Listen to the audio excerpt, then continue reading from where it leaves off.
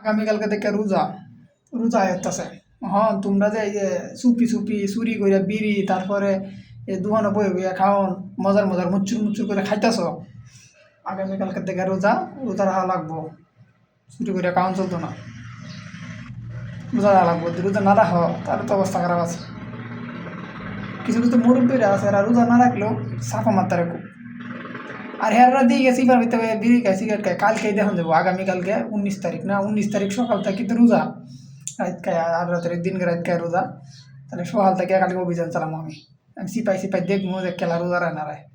কিছু কিছু মুরব্বীরা আছে টুপি মাথার দিয়ে ঘুরে, হালারা করে কি এরাই গেছে সিপার ভিতরে বিড়ি খায়। আমি দেখি তো অবাক। তাহলে ভাই কি কমু, কারে কি কমু? আর আমার কিছু লিজের বন্ধুরা আছে, এরা তো মনে করেন যে রোজার দিনও সাইডে করে রাখে। আমি জানি যে কি রোজা রাখছি, আজকে রাখছি সাইডে হয়েছে, তার সাইডটার মানে কি পরে বুঝলাম। সাইডটার মানে কি বুঝলাম, যারা 3 বেলা জায়গা 4 বার খাই দিন খাওয়ার পরে রোজা, এটা বাদ দিয়ে রোজা রাখা লাগবে। আর নাহলে এই যে টেডাগুলা বাঁচতে লাগছি, সব দিয়ে হুটকিতে দিম, হুটকিত দিয়ে কথাগুলা বাস্তব। হে, সাবধান হয়ে যা।